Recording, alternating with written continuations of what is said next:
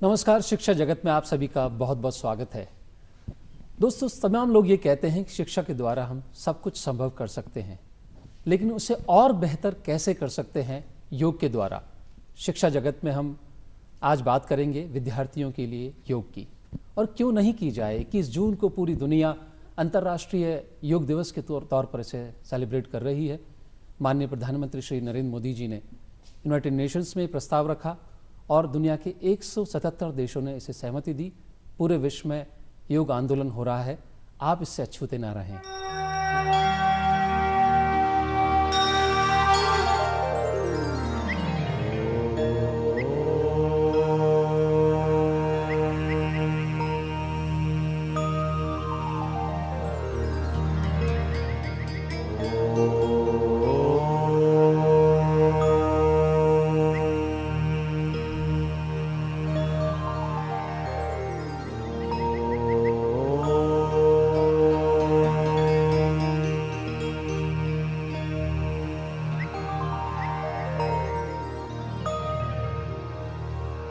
गच्छध्वं संवदध्वं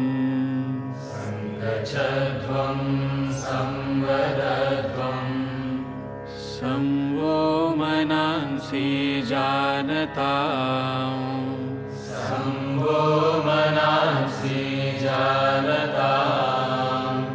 देवा भागं यथा पूर्वे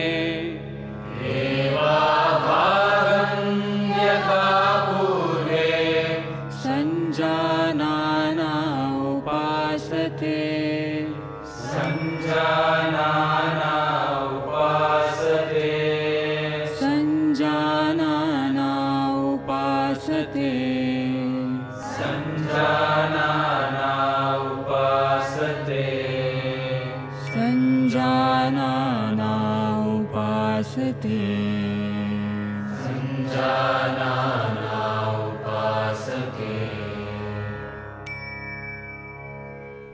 दूरदर्शन आज की खास पेशकश जो आपके लिए लाया है, खास तौर से विद्यार्थियों के लिए, उसे आप पूरे चैतन्य से देखें, मनोयोग से देखें और उसे अमल में लाने का भी प्रयास करें। स्टूडियो में हम स्वागत कर रहे हैं डॉक्टर रमाकांत शर्मा जी का। डॉक्टर शर्मा आयुर्वेद पर एक लंबा सिद्धस्त नाम है। नेचुरोपैथी में बहुत लंबे समय से आप सेवा दे रहे हैं। योग और नेचुरोपैथी के एक्सपर्ट हैं। आपका स्वागत है। साथ में है डॉक्टर दीपलता सिंह जी। आप भी नेचुरोपैथी और योग की एक्सपर्ट हैं। एज ए कंसल्टेंट बहुत सारे हॉस्पिटल्स में आपने सेवाएं दी हैं। दोनों का बहुत बहुत स्वागत। और युवा भारत का भी बहुत बहुत स्वागत, क्योंकि 60% भारत अभी युवा है। पूरी दुनिया आपकी ओर आंखें गड़ाए बैठी हुई है। तो आप अपने आप को स्वस्थ कैसे रखें पढ़ाई के साथ साथ, इस बारे में हम इस प्रोग्राम में चर्चा रखेंगे। अपना सवाल आप तैयार रखिएगा।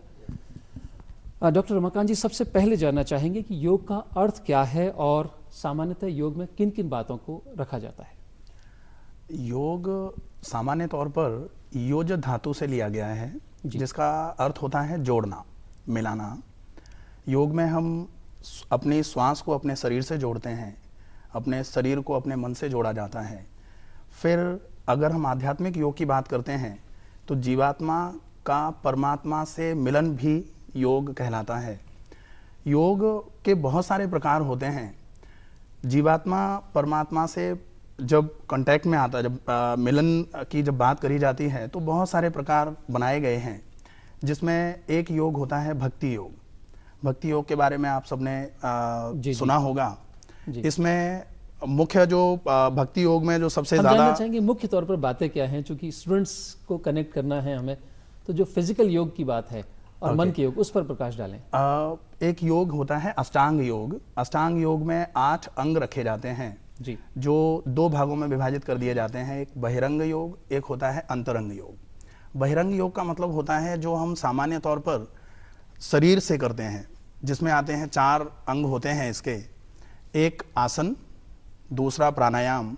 आसन को हमने तीसरे पद पर रखा है। पहला होता है यम, दूसरा नियम, तीसरा आसन और चौथा प्राणायाम। प्राणायाम के बाद 5वां जो पद होता है वो होता है प्रत्याहार। प्रत्याहार के बाद जो है धारणा, ध्यान और समाधि, ये 3 जो अंग हैं ये अंतरंग योग के अंतर्गत रखे जाते हैं।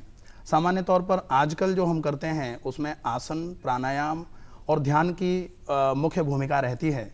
तो प्रैक्टिस में हम आजकल आसन, प्राणायाम और ध्यान के हिसाब से ही बातें मुख्य तौर पर विद्यार्थियों के स्तर पर हम बात करें तो ज़रूरी होती हैं। डॉक्टर दीपलता जी, आपसे जानना चाहेंगे योग के लाभ क्या हैं और इसके द्वारा क्या कुछ संभव है, क्योंकि क्या होता है जब तक हम किसी भी विधा में एक्सट्रीम्स को नहीं जानते हैं तब तक हम उसकी तरफ जुड़ने का हमारा मानस बनता नहीं है, तो ये जानना बहुत ज़रूरी है। जनरली योग जो है मेंटल, फिजिकल और स्पिरिचुअल तीनों तरीके से जो है हमारे बॉडी में बेनिफिट्स देते हैं।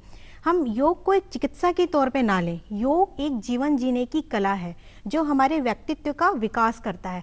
हम किसी भी पद्धति को बीमार होने के बाद अपनाते हैं, हम बीमार होने से पहले ही अपनाएं तो हम बीमार ही नहीं पड़ेंगे। इंग्लिश में एक कहावत है, precaution is better than cure, सावधानी ही सबसे बड़ी सुरक्षा है। तो इसलिए हम योग को अगर अपनाएंगे तो मेंटल, फिजिकल और स्पिरिचुअल तीनों तरीके से आसन, प्राणायाम और मेडिटेशन के द्वारा स्वस्थ रहेंगे। जी, पहली चीज तो दोस्तों ये है कि इंटीग्रल पार्ट ऑफ अगर आपका डेली लाइफ योग है तो आपको परेशानियों में उलझने की बात आएगी ही नहीं, आप नेचुरल तौर पर ही फिट रह पाएंगे। मैं जानना चाह रहा था कि एक्सट्रीम्स की हम बात करें तो स्वास्थ्य एक बात रही, जैसा डॉक्टर साहब ने कहा कि मन का कंट्रोल भी हम इसके द्वारा कर सकते हैं। जी। तो एक स्टूडेंट्स के लिए, किसी भी स्टूडेंट के लिए सबसे ज़रूरी होता है कि वो एक्सेलेंस करे अपने करियर में। तो क्या योग के द्वारा इसमें मदद संभव है? जी, बहुत ज़्यादा, क्योंकि आजकल जो है स्टूडेंट लाइफ ऐसा हो गया है कि लोग सोशल मीडिया पे और इंटरनेट पे ज़्यादा ध्यान दे पाते हैं। योग एक ऐसी पद्धति है, एक ऐसी प्रणाली है कि हम स्टूडेंट की लाइफ को चेंज कर सकते हैं, उनके व्यक्तित्व का विकास कर सकते हैं। नमस्ते सर, मेरा नाम ब्रिजेश शर्मा है। मेरा सवाल यह है कि योग करते समय योग करने से पूर्व कौन कौन सी तैयारियां करनी चाहिए? रमाकांत जी, आपसे जानना चाहेंगे कि क्या तैयारियां शुरुआत में करनी चाहिए? योग करने से पहले सबसे ज़्यादा ज़रूरी होता है कि अगर हम किसी भी प्रकार का कोई भी व्यायाम या फिर कोई योग अगर करने वाले हैं तो हमें सबसे पहले अपने शरीर का शोधन करना होता है। शरीर शुद्धि एक चीज़ बोली जाती है, आहार शुद्ध हो शरीर शुद्धि। जी, हमको सबसे पहले भोजन शुद्ध करना होगा। भोजन शुद्ध कर लिया, अच्छा खाना खाएंगे, अच्छा रस बनेगा, अच्छा रस बनेगा तो अच्छा रक्त बनेगा, शरीर एक बार थोड़ा सा साफ हो जाएगा। उसके बाद अगर हम योग करने का प्रावधान रखते हैं, उसके बाद अगर हम योगा करते हैं तो योग के जो लाभ हैं वो पूरे तरीके से हो पाएंगे।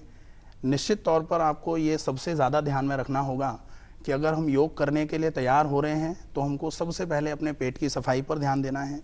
खाली पेट ही योगा किया जा सकता है।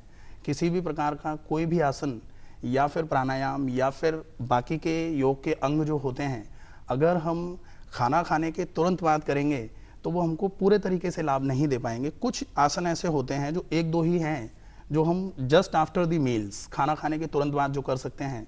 उसमें केवल एक आसन आता है वज्रासन। वज्रासन हम खाना खाने के तुरंत बाद कर सकते हैं। बाकी योग के पहले हमको जो तैयारियां करनी है उसमें पेट साफ होना चाहिए, एक अच्छी जगह हो जहाँ पर शुद्ध वायु का संचार हो रहा हो, उसका सबसे ज़्यादा ध्यान रखना होता है। इसके अलावा मानसिक तौर पर हम स्थिर हो जाएं। आजकल क्या हो रहा है कि योग करने के लिए लोग बैठ जाते हैं, दूध वाला आता है तो लोगों को कहते हैं कि भाई जाओ दूध ले आओ, या दूध उबल रहा है, निकल रहा है तो भाई गैस को बंद कर दो। तो एक तरफ हम योग कर रहे हैं और दूसरी तरफ हम बाकी चीज़ों से जुड़ रहे हैं।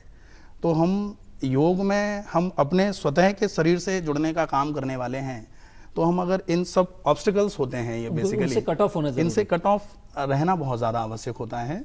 तो सबसे पहले पेट साफ हो, दूसरे नंबर पर शरीर साफ हो, तीसरे नंबर पर हम अच्छे वातावरण का चुनाव करें और फिर हम मानसिक रूप से पूरे तरीके से तैयार होकर के बीच में कोई इंटरप्शंस ना हो, तब जब योग करेंगे तो वो योग हमको पूरे तरीके से लाभ करेगा। जी दोस्तों, कट ऑफ की बात डॉक्टर रमाकांत जी ने कही। सबसे पहले तो आपको अपने मोबाइल से कट ऑफ होना पड़ेगा। हम करते क्या हैं कि एक्सरसाइज कर रहे हैं और पास में या जेब में, अपने व्यू में, अपनी रेंज में मोबाइल फ़ोन को रखते हैं और बीच बीच में चेक करते रहते हैं। तो जब हम कंसंट्रेशन के साथ एक एक्टिविटी नहीं करेंगे तो उसका लाभ पूर्ण रूप से मिलना असंभव है। और दूसरा जो महत्वपूर्ण बात है, जो हम लोग शायद उतना नहीं समझते हैं, कि योग एक पूरी लाइफस्टाइल से कनेक्टेड एक बातचीत है। आपकी आहार, व्यवहार, पूरी दिनचर्या इससे के साथ जुड़ी हुई है। आप ऐसा नहीं कि एक योग कर लिया और आपका शेड्यूल डिस्टर्ब अगर चल रहा है तो आपको उसका लाभ पूरा मिल जाएगा, ऐसी बात नहीं है। उससे पहले जड़ में जाना पड़ेगा। अपना भोजन कब कर रहे हैं, किस तरह का भोजन कर रहे हैं। खासतौर से पेरेंट्स को यहाँ समझना ज़रूरी है कि सबसे पहले जो आप पेड़ में पानी देते हैं, जो खाद देते हैं, उसी से वृक्ष का निर्माण होता है। शरीर का निर्माण भी ठीक वैसा ही है, तो वो बात भी उतनी ही इम्पॉर्टेंट है। जी, अगला सवाल। सर, मेरा नाम हितेश है और मैं ये जानना चाहता हूँ कि योग कब, कैसे और कहाँ करें और योग में क्या ना करें। जी, बहुत बहुत ज़रूरी बात है। बिल्कुल, जैसा कि मैंने अभी पिछले प्रश्न में बताया कि कब करें का मतलब होता है योग हम खाली पेट करें। जी, खाली पेट योग करने से जो योग में हम आगे झुक रहे हैं या पीछे झुक रहे हैं, तो पेट पर जो तनाव या दबाव आता है, अगर हम पेट को खाली रख करके योग करेंगे तो हमको आसन करने में या प्राणायाम करने में कहीं कोई समस्या नहीं होगी। जितना योग के बारे में बोला जाता है कि योग करना है, प्राणायाम करना है, हमको सबसे ज़्यादा ज़रूरी होता है कि जब हम पहले शरीर की शुद्धि कर लें, शरीर शुद्धि के बाद ही योग की क्रिया करने का पूरा प्रावधान रखा गया है। सिंपली जो अष्टांग योग के बारे में मैंने पहले बताया, उसमें पहला पद ही होता है यम नियम। तो यम में 5 चीज़ें आती हैं। नियम में शौच रखा जाता है। शौच का सिंपली मतलब होता है शरीर की और अंदर के शरीर की सफाई। हम बाहर से नहा लेते हैं, आंखों को धो लेते हैं, कान साफ कर लेते हैं, बाल शैम्पू से धो लेते हैं, लेकिन जब तक हम अंदर से अपने शरीर को साफ नहीं कर रहे हैं तब तक हम योग करने के एक्चुअली पूरे तरीके से फाउंडेशन में नहीं बनी, बिल्कुल बिल्कुल तैयार नहीं हो पाते हैं योग करने के लिए। तो शरीर पूरे तरीके से अंदर से साफ कर लिया जाए, उसके बाद फिर योग का प्रावधान रखा जाए। कैसे करें के लिए एक बहुत अच्छा स्लोगन है योग में। ये निश्चित तौर पर ध्यान में रखना चाहिए कि अगर हम योग करने वाले हैं तो हमको धीरे धीरे ही किसी भी चीज़ की प्रैक्टिस करनी चाहिए। हम आसन करने वाले हैं, आगे झुकने वाला कोई आसन कर रहे हैं, जैसे पश्चिमोत्तानासन कर रहे हैं। पश्चिमोत्तानासन करने के लिए हमको धीरे धीरे करके पैरों को सामने फैलाते हुए आगे झुकना होता है। अगर हम एकदम से झुक जाएंगे तो हमारे बैक की मसल्स जो हैं वो स्ट्रेच हो जाएंगी। तो हमको सने सने किसी भी चीज़ को आसन करने का जो नियम है, जो परिभाषा है जिसकी प्रैक्टिस करी जानी चाहिए, वो होती है प्रयत्न शैथिल्यम अनंत समापतिभ्याम। मतलब धीरे धीरे करके प्रयत्न करते रहें लंबे समय के लिए, ताकि हम योग के पूरे आसन के पूरे पोज को अटेन कर पाएँ। तो योग करने के लिए कैसे करें में विशेष रूप से ध्यान रखा जाना चाहिए कि हम एक ही दिन में एक आसन को पूरा करने की कोशिश करेंगे तो शायद नहीं हो पाए। धीरे सने सने अगर हम प्रैक्टिस करेंगे तो आज थोड़ा किया है, कल उससे थोड़ा ज़्यादा होगा। इस तरीके से हम आगे की तरफ अगर बढ़ते हैं तो सबसे अच्छा होता है। किन बातों का ध्यान रखना चाहिए योग करते समय? इसमें विशेष तौर पर जो ध्यान रखा जाना चाहिए कि अगर हम खाना खा चुके हैं और अब हमको मन हुआ अब योगा कर लेते हैं, तो खाना खाने के बाद बहुत सारे आसन और प्राणायाम अपने को नहीं करने चाहिए। योग करने का फ़ायदे की जगह अपने को नुकसान उठाना पड़ सकता है उसका। तो विशेष तौर पर ये चीज़ ध्यान में रखी जाए। इसके बाद एक चीज़ और ध्यान में रखी जाए, अगर हमको कोई समस्या है तो हमको योग विशेषज्ञ से सलाह लेकर ही योग करना चाहिए। ये थोड़ा सा एक प्रॉब्लम हो जाती है कि किसी ने बता दिया कि ये वाला योग करने से पेट साफ हो जाता है और हमने कर लिया, और बाय चांस अगर हमने कोई आगे झुकने वाला आसन कर लिया और कमर में हमारे दर्द था, तो ये पता ही नहीं था सामने वाले को, बताने वाले को, कि कमर में दर्द अगर है तो ये नहीं करना है। और अगर हम बाय चांस उस आसन को कर जाते हैं तो हमारी समस्या बढ़ जाती है। तो जब भी हम योग करने के लिए प्रयास करें तो एक विशेषज्ञ का साथ में रहना थोड़ा ज़्यादा ज़रूरी होता है। उनकी सलाह से ही योग किया जाना चाहिए। जी, तो क्या नहीं करना है और क्या करना है, दोनों ही बात आपने सविस्तार समझाई। तो दोस्तों, सबसे पहली बात जो समझ में आई है, अपने आप से काम शुरू ना करें। विल पावर ज़रूर रखें, लेकिन फॉर्मल ट्रेनिंग ज़रूर ले सकते हैं, पढ़ भी सकते हैं। बहुत सारे इंटरनेट के माध्यम भी आपके पास उपलब्ध हैं जिनके ज़रिए आप सीख सकते हैं। लेकिन शुरुआत फिर भी आप किसी विशेषज्ञ या जानकार व्यक्ति के सानिध्य में रहकर करेंगे तो बेहतर होगा। जी, अगला सवाल।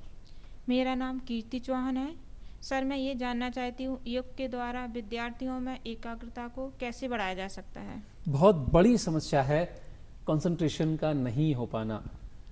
विद्यार्थी सीट पर बैठे हुए हैं, कोई काम कर रहे हैं, फिर भी बार बार पेरेंट्स यही कहते हैं कि भाई इसके मार्क्स अच्छे नहीं आते हैं, बैठता तो बहुत है लेकिन पढ़ता नहीं है, पढ़ता तो बहुत है लेकिन समझ में नहीं आता है।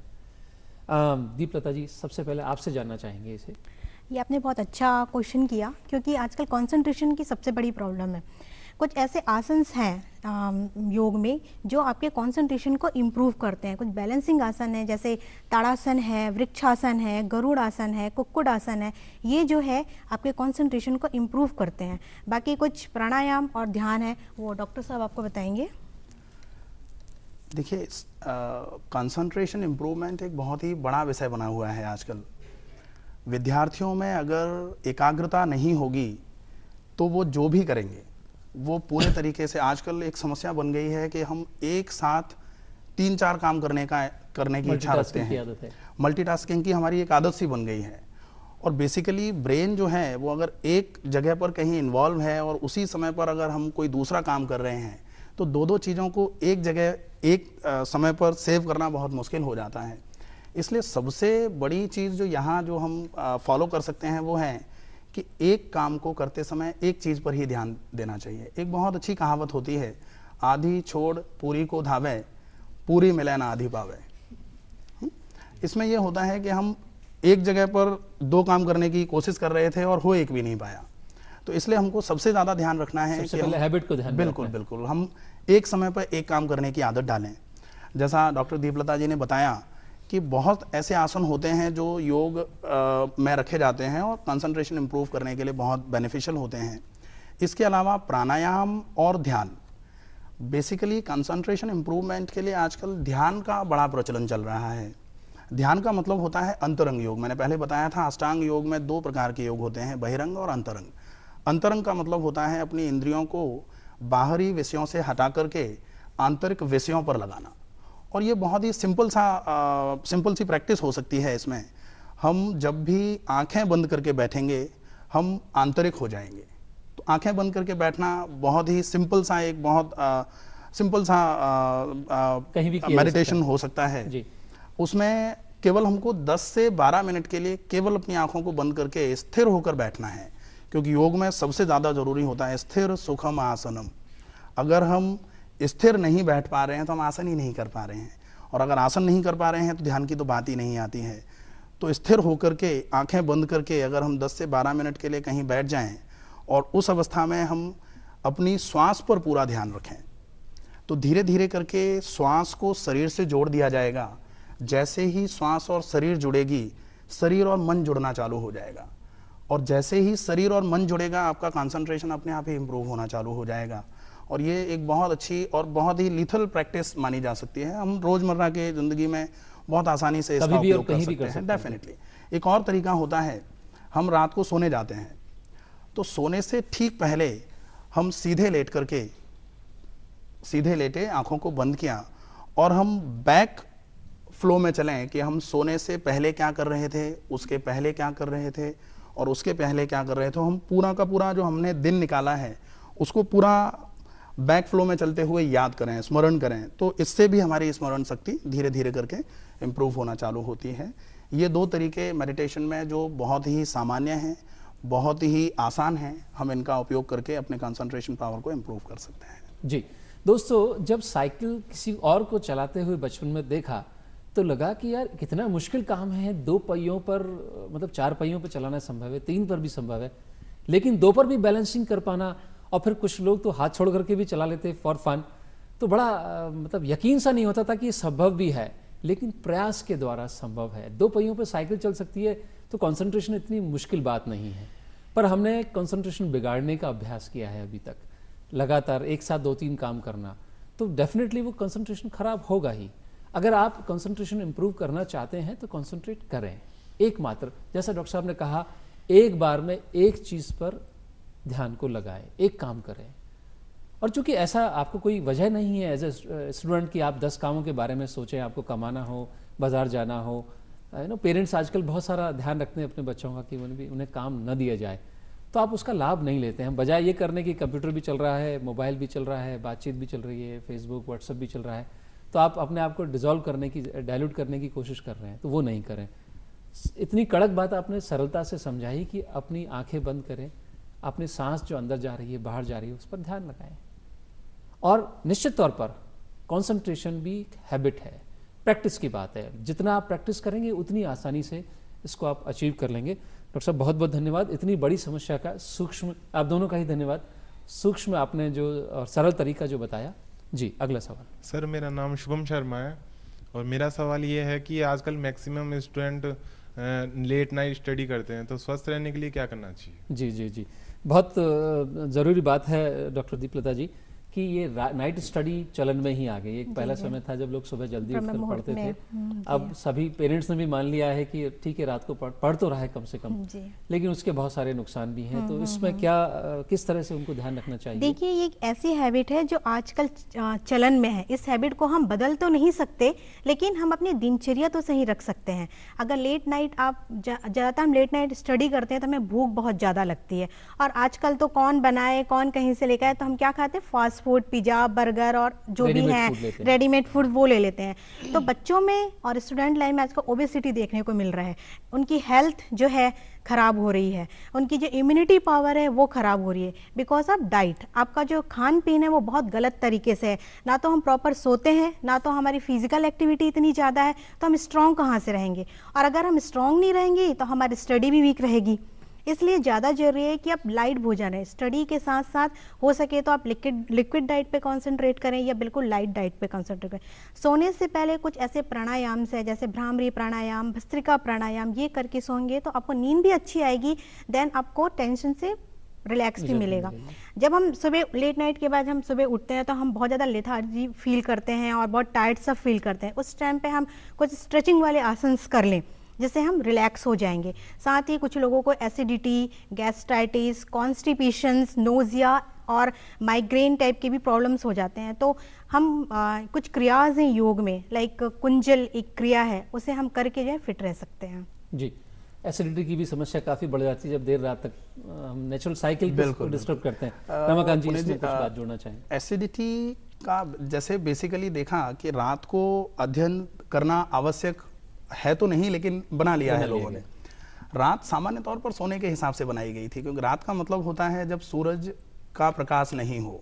सूरज के प्रकाश की अनुपस्थिति में वातावरण में ऑक्सीजन की कमी हो जाती है, और जब ऑक्सीजन की कमी है ऐसे समय में अगर हम जाग रहे होते हैं तो हमारे शरीर में बजाय सोने के ज़्यादा ऑक्सीजन की डिमांड होती है। ऐसे में अगर हम पढ़ रहे हैं तो डेफिनेटली ऑक्सीजन की डेफिशिएंसी हो रही है। तो रात को अगर हमारी आदत बन गई है, रात को पढ़ना बहुत ज़रूरी हो गया है कि रात को पढ़ने के बिना हम पढ़ ही नहीं पाएंगे बाकी समय में, तो मैं ये तो नहीं कहता कि रात को पढ़ना बंद कर दिया जाए, रात को सोया जाए और सवेरे जल्दी जग के पढ़ा जाए, लेकिन हम उस ऑक्सीजन की कमी को अगर पूरा करते रहेंगे तो हम लंबे समय तक रात को पढ़ने के लायक बने रहेंगे। अगर हम उस ऑक्सीजन की कमी को पूरा नहीं करेंगे तो कुछ समय तक हम रात को पढ़ पाएंगे और उसके बाद हम पढ़ने के लायक ही नहीं बच पाएंगे, तो वो बहुत ज़्यादा समस्या हो जाती है। ऑक्सीजन की कमी को पूरा करने के लिए हम डीप ब्रीदिंग का अभ्यास कर सकते हैं। लंबी और गहरी श्वास पूरी भरना और पूरी श्वास को सनय सनय धीरे धीरे करके शरीर से बाहर निकालना। जैसे जैसे हम श्वास को ज़्यादा भरते हैं और ज़्यादा मात्रा में श्वास को बाहर निकालते हैं शरीर से, तो ऑक्सीजन ज़्यादा मात्रा में हमारे शरीर में प्रवेश होता है और शरीर की कार्बन डाइऑक्साइड जो है वो ज़्यादा मात्रा में शरीर से बाहर हो जाती है, तो ऑक्सीजन सैचुरेशन के पॉइंट पर पहुँच जाते हैं। इस तरीके से अगर हम थोड़ा बहुत ऑक्सीजन का थोड़ा ध्यान रखें, ज़्यादा अच्छे प्राणायाम कर लें, जैसे डीप ब्रीदिंग हो सकती है, चाहे तो अनुलोम विलोम कर सकते हैं। दिन में अगर हम सोएंगे तो डेफिनेटली उसके भी अपने नुकसान होते हैं, लेकिन अगर ऐसी व्यवस्था ही ऐसी चल रही है आजकल, तो इसमें ये कर सकते हैं कि आप नियमित योगा का अभ्यास करें, योगाभ्यास करें। उसमें थोड़े बहुत आसन भी कर सकते हैं। आसन करने से हमारे शरीर की फ्लेक्सिबिलिटी डेवलप्ड रहती है। प्राणायाम करने से हमारे शरीर में ऑक्सीजन का संचार पूरी मात्रा में रहता है। और फिर हम थोड़ा बहुत व्यायाम के साथ साथ अगर ध्यान वगैरह का, मेडिटेशन वगैरह का प्रैक्टिस करते रहते हैं तो हम कम समय में ज़्यादा चीज़ों को ग्रैस्प कर लेते हैं। ग्रैस्पिंग पावर हमारी बढ़ती है अगर हम ध्यान का अभ्यास करते हैं तो ध्यान, आसन और प्राणायाम का नियमित अभ्यास अगर हम डे टाइम में कर लेते हैं तो हम कंपनसेटरी मैकेनिज्म पर आ जाते हैं कि हम कंपनसेशन के साथ रात को पढ़ सकते हैं और दिन को हम रात की पढ़ाई की वजह से जो हमको नुकसान हो रहा है उसको पूरा कर सकते हैं। दोस्तों, समस्याएं चाहे कितनी भी बड़ी हों लेकिन सॉल्यूशंस छोटे ही होते हैं, और योग जैसी चीज़ जो आपके पास हमेशा उपलब्ध है, भारतवर्ष से योग का प्रादुर्भाव हुआ है और हम अगर इसका लाभ नहीं ले पा रहे हैं तो गलती सिर्फ और सिर्फ हमारी ही है। भारत सरकार लगातार योजनाएं लेकर के आ रही है, स्कूल कॉलेज में ट्रेनिंग कैंप्स आयोजित किए जा रहे हैं, उनके माध्यम से आप इसका लाभ ले सकते हैं।